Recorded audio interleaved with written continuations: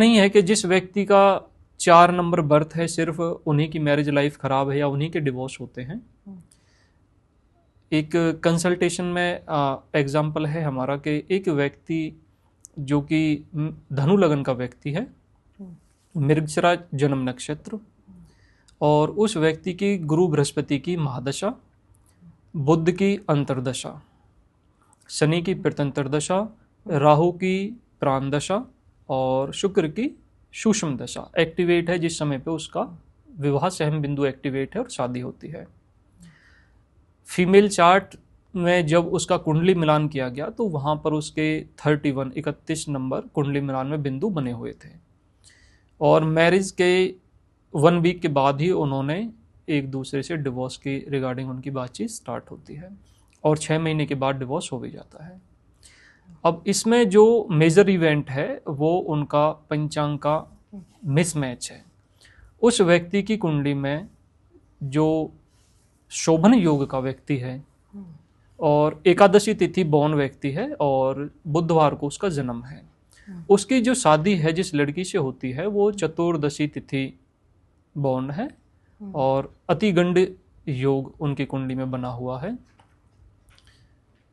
शनिवार उनका बर्थ जो टाइम है वो उसमें मैच है।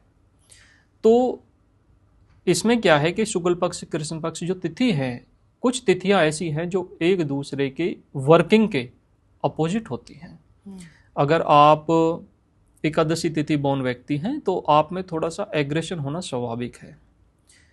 तो ऐसे व्यक्ति को द्वितीया तिथि जो चंद्रमा से संबंधित है, अगर ऐसे पार्टनर से उसकी शादी होती है तो कॉम्बिनेशन चलता है, क्योंकि अगर एक व्यक्ति गुस्सा करता है, दूसरा कंप्रोमाइज करे या फिर शांत रहे तो वो चीज़ें बिगड़ती नहीं हैं।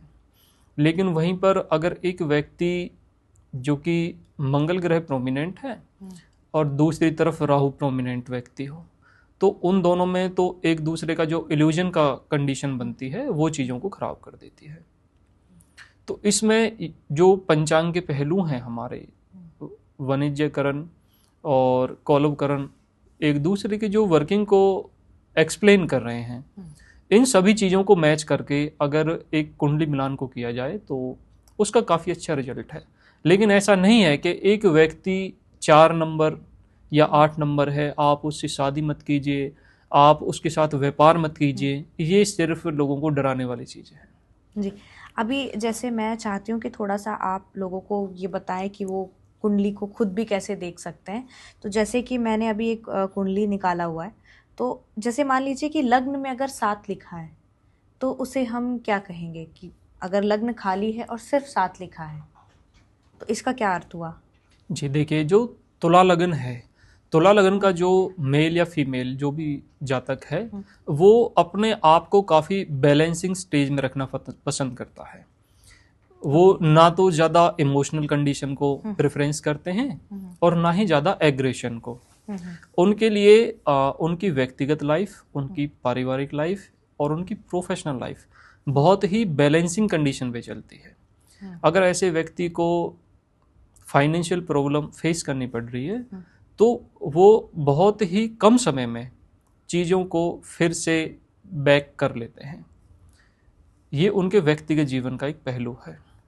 सेकेंडली, अगर उनकी कुंडली में 6th हाउस में मंगल प्लेस है, जो आपने अभी कुंडली बताई है, तो इनके 6th हाउस में शनि केतु है।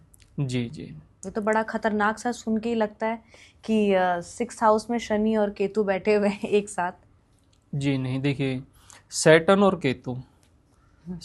और केतु जो प्रोफेशन है वो काफ़ी अच्छा कॉम्बिनेशन है, लेकिन ऐसे व्यक्ति को लाइफ में सक्सेस होने के लिए बहुत ही ज़्यादा मेहनत करनी पड़ती है और बार बार फेलियर्स भी फेस करने पड़ते हैं। लेकिन यहाँ पे जो मेजर प्रॉब्लम है वो फैमिली की तरफ से है। अगर आप ऐसा जो ये कुंडली आप डिस्कस कर रहे हैं, अगर ऐसा व्यक्ति अपनी इच्छा से कोई भी कार्य करना चाहता है कि वो किसी कॉम्पिटिटिव एग्ज़ाम यूपीएससी वगैरह की प्रिपरेशन कर रहा है या फिर सोशल मीडिया इन्फ्लुएंसर बनने की कोशिश कर रहा है, तो फैमिली की तरफ से ही अपोज फेस करना पड़ता है। तो ये चीज़ें मतलब कि उस व्यक्ति को काफ़ी डिस्टर्ब करते हैं। क्योंकि कहा जाता है कि कुंडली में 6th हाउस, 8th हाउस और 12th हाउस, ये 3 हाउसेज ऐसे हैं जो बड़े डेंजर जोन के हैं और यहाँ पे कोई प्लैनेट्स होने नहीं चाहिए तो बेटर होता है। और ये जो कुंडली है इसमें ये 3 में ही मोस्टली ज़्यादा प्लैनेट्स है, तो इसलिए मैंने आपसे पूछा कि पॉजिटिव और नेगेटिव क्या एस्पेक्ट्स हो सकते हैं इसके। जी देखिए, कुंडली का ये एक काफ़ी प्राचीन ट्रेंड है कि कुंडली का छठा घर, 8वां घर, 12वां घर खराब होते हैं। कुंडली का जो छठा घर है वो हमारा डेली रूटीन का है। तो अगर एक व्यक्ति का डेली रूटीन काफ़ी अच्छा है तो उसकी प्रोफेशनल जो ग्रोथ है वो काफ़ी हाई लेवल तक पहुंचती है। कुंडली का जो 8वां घर है, कुंडली का 8वां घर हमारे ट्रांसफॉर्मेशन का है। ऐसा व्यक्ति अगर LIC एजेंट है, माइनिंग से रिलेटिव कोई कार्य करता है, फिलोसफर है, दार्शनिक, इस तरीके से कोई भी उसकी जो वर्किंग है तो वो लाइफ में काफ़ी सक्सेसफुल व्यक्ति बनता है। 12th हाउस ये हमारी इन्वेस्टमेंट से रिलेटिव है। आज के टाइम पे वही व्यक्ति जीवन में सफल होते हैं जो अपने ऊपर इन्वेस्ट करते हैं, चाहे समय को इन्वेस्ट करें, चाहे पैसे को इन्वेस्ट करें, चाहे अपनी नॉलेज को इन्वेस्ट करें। तो ऐसा नहीं है कि छठा, 8वां घर, 12वां घर बुरा है। आप उस ग्रह को, उस राशि को, उस भाव को अपने व्यक्तिगत जीवन में किस तरीके से जोड़कर कार्य कर रहे हैं, उसी के अनुसार वो आपको रिजल्ट देता है। अच्छा, तो जैसे कि ये मैं आप लोगों के लिए मैंने कुंडली निकाली क्योंकि मोस्टली लोगों की ये इस तरीके के चार्ट होते हैं और वो बहुत डर जाते हैं और बहुत से वीडियोस और एस्ट्रोलॉजर्स की बातों में क्योंकि लोग इतना डरा देते हैं कि वो बड़े कंफ्यूज होते हैं। तो मैं चाहती हूँ कि आप थोड़ी क्लैरिटी दें, जैसे कि 6th हाउस में केतु और शनि साथ में बैठे, 8th हाउस में शुक्र, मंगल, बुध साथ में बैठे और 12th हाउस में राहु और चंद्रमा साथ में बैठ गए। तो ये तो कहते हैं कि राहु चंद्रमा साथ में बैठा है और 12th हाउस में बैठा है तो सुइसाइडल थॉट्स देता है, इंसोम्निया की प्रॉब्लम रहती है। और 8th हाउस में मंगल, शुक्र, बुध है तो ये भी बहुत बोलते हैं लव लाइफ में प्रॉब्लम देता है, ससुराल पक्ष से प्रॉब्लम देता है। तो इस चार्ट को थोड़ा आप एक्सप्लेन करिए। जी देखिए, अभी जो आपने ये सारी कुंडली के जो अलाइनमेंट है इनके रिगार्डिंग बात की, 2005 से पहले आप देखिए जो डिवोर्स की संख्या है वो बहुत ही रेयर चांस है कि किसी की शादी ब्रेक हुई है, किसी ने तलाक के लिए कोर्ट में अप्लाई किया। लेकिन अगर आप 2025 की बात करेंगे तो 100 में से लगभग 10 से 12 जो शादियां हैं वो 6 महीने से पहले ही कोर्ट में खड़ी हो जाती हैं। अब इसमें जो कुंडली का मैटर है उससे थोड़ा सा एक सेकंड जो प्रोस्पेक्ट है वो कार्य करता है।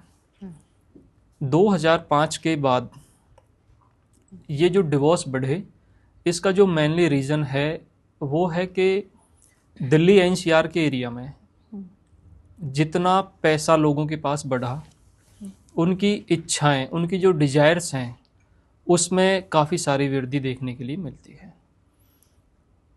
और जो मैरिज लाइफ ख़राब होने का या डिवोर्स का मेन रीज़न है वो फीमेल फैक्टर है कि लड़की के जो मदर और फादर हैं उनका एक प्रोस्पेक्ट है लाइफ में कि उनकी जो बच्ची है वो अभी ग्रेजुएशन BA में स्टडी कर रही है, वो किसी से भी जब मैरिज की रिगार्डिंग बात करते हैं तो उनका जो फर्स्ट क्वेश्चन होता है कि भाई लड़का हमें गवर्नमेंट जॉब वाला चाहिए, अपना घर हो, अपनी गाड़ी हो और काफ़ी अच्छा सेटअप उसके पास होना चाहिए।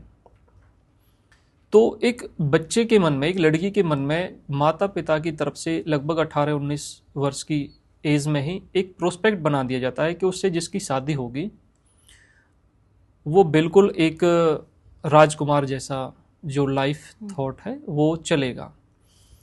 लेकिन लगभग 4 वर्ष, 5 वर्ष, 8 वर्ष तक जब वो ये सारी चीज़ें ट्राई करके हार जाते हैं तो फिर एक स्प्लेंडर वाले से लड़की की शादी हो जाती है। अब जिसने अपनी लाइफ के 8 वर्ष काफ़ी अच्छे तरीके से इमेजिनेशन में निकाले हैं वो फिर चीज़ें एक्सेप्टेबल नहीं होती हैं। ये मिडिल क्लास का हो गया।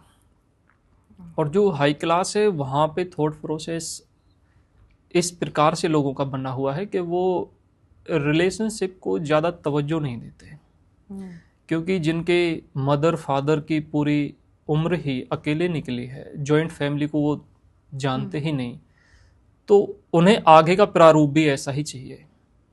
तो इसमें जो कुंडली वाला प्रोस्पेक्ट है वो बहुत ही कम कार्य करता हुआ दिखाई देता है कि कुंडली में देखिए मेजरली क्या है कि अगर पितृदोष है तो ही शादी का डिले होना या फिर नहीं, डिवोर्स इसमें होना, भी ये ऐसा सारी इस चीजें कुंडली बनती से भी हैं। काफी मतलब बहुत सारे लोगों के इस तरीके से हैं, 6th 8th